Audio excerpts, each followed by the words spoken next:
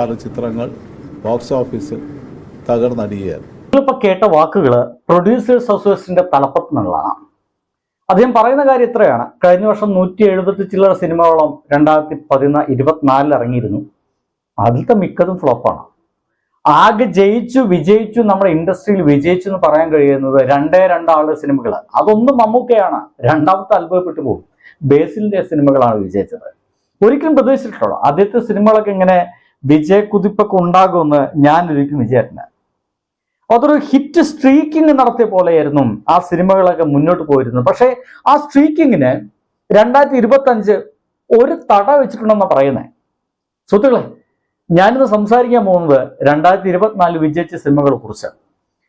ഈ 2025 വിജയിച്ച സിനിമകളെ കുറിച്ച്, ഇനി അങ്ങോട്ട് പരാജയപ്പെടാൻ പോകുന്ന ചില കമ്പനികളെ കുറിച്ച്. ഒരു പക്ഷേ എന്ന് മാത്രം ഞാൻ ഇതിനു മുമ്പിലൊക്കെ ഒരു ടാഗ് ലൈൻ വെച്ച് കളയും, ഒരു ക്ലോസ് വെച്ച് കളയും. സുഹൃത്തുക്കളെ, ഇതെന്റെ ചാനലാണ് ടവർ ടോക്സ്. ഞാൻ സനൂപ് ദാവോ. നിങ്ങൾ ആദ്യമായിട്ട് കാണുകയാണെങ്കിൽ ഒന്ന് സബ് ചെയ്യാൻ ശ്രമിക്കുക, ഒപ്പം തന്നെ സുഹൃത്തുക്കൾക്ക് ഒന്ന് ഷെയർ ചെയ്യുക.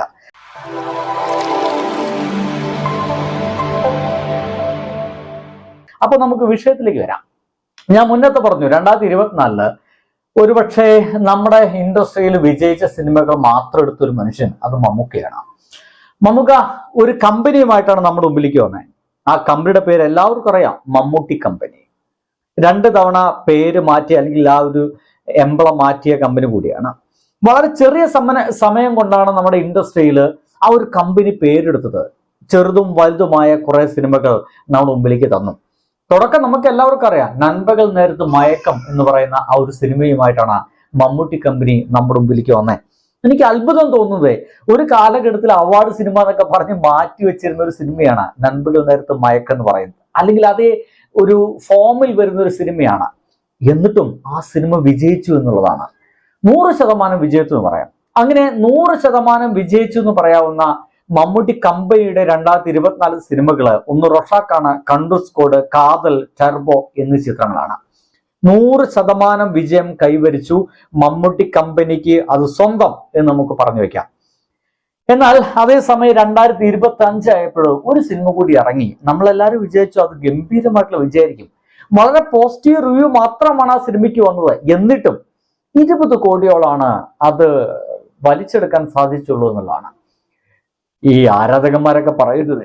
ആകെ 10 കോടിയെ വന്നിട്ടുള്ളൂ ആ സിനിമ നിർമ്മിക്കാൻ എന്നുള്ളതാണ്. പക്ഷെ കണക്കുകളൊക്കെ പറയുന്നത് 19.2 കോടിയോളം ചെലവഴിച്ചിട്ടുണ്ട്.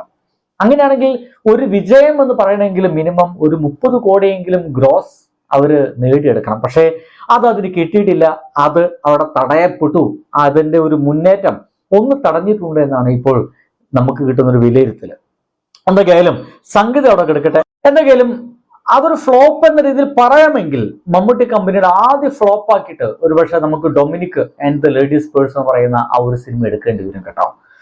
എന്താ എല്ലായിടത്തും നല്ല ഹൈപ്പൊക്കെ ആയിരുന്നു, പക്ഷെ എന്തോ സംഗതി പരാജയപ്പെട്ടു.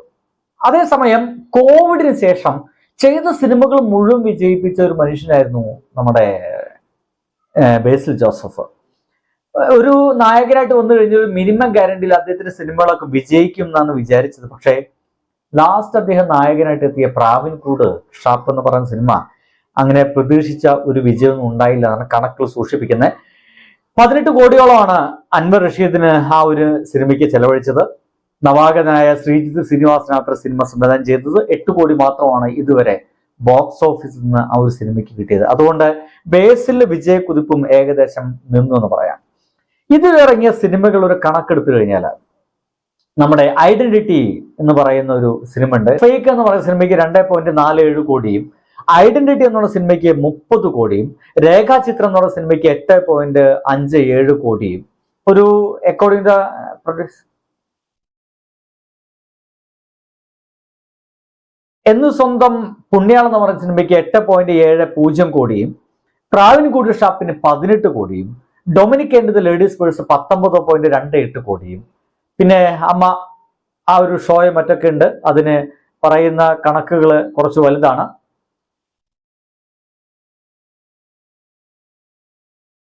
ഒന്നല്ല 3.5 കോടിയും, അൻപോട് കൺമണി എന്ന് പറയുന്ന സിനിമയ്ക്ക് 3 കോടിയും, പൊന്മാൻ എന്ന് പറയുന്ന സിനിമയ്ക്ക് 8.9 കോടിയും. ഒരു ജാതകം എന്ന് പറഞ്ഞ സിനിമയ്ക്ക് 5 കോടിയും ഇത്രത്തോളം അത്ര ഏകദേശം സിനിമയ്ക്ക് വേണ്ടി ചെലവഴിച്ചിട്ടുള്ളത്. എന്നാൽ അതേസമയം ജനുവരി റിലീസിൽ ആകെ ഹിറ്റായത് ആസിഫ് അലിയുടെ രേഖാചിത്രം മാത്രമാണെന്നാണ് ഇപ്പോൾ നമുക്ക് കിട്ടുന്നൊരു വിവരം. എന്തായാലും ഇങ്ങനെ പോവുകയാണെങ്കിൽ ഇനിയും മമ്മൂട്ടിയുടെയും മോഹൻലാലിന്റെയും ഒക്കെ ആയിട്ട് കുറച്ച് സിനിമകൾ കൂടി നമുക്ക് വരാനുണ്ട്. പക്ഷേ അതിനു മുമ്പ് ഈ നടന്മാരെല്ലാം ഒരുപാട് കോടികൾ വാങ്ങിക്കുന്നു, ലക്ഷങ്ങൾ തുക വാങ്ങിക്കുന്നുണ്ട്, മുന്നോട്ട് പോകുന്നില്ല, സിനിമ എടുത്ത് മുന്നോട്ട് പോകാൻ സാധിക്കുന്നില്ല എന്നാണ് ഇപ്പോൾ പ്രൊഡ്യൂസേഴ്സ് അസോസിയേഷൻസ് പറഞ്ഞുകൊണ്ടിരിക്കുന്നത്. ഇവിടെ 200 സിനിമകൾ ഇറങ്ങിയിട്ട് ഒരു 24 സിനിമകൾ മാത്രമാണ് അതിനകത്ത് ഓടിയത്. നമ്മുടെ സക്സസ് റേറ്റ് എന്ന് പറയുന്നത് വെറും 12%. 26 ചിത്രങ്ങൾ ബോക്സ് ഓഫീസിൽ തകർന്നടിയായിരുന്നു. അതിന്റെ ഭാഗമായിട്ട് അടുത്ത മാസം മുതൽ സിനിമ മുഴുവൻ നിൽക്കാൻ പോവാണത്രേ. ബൈ.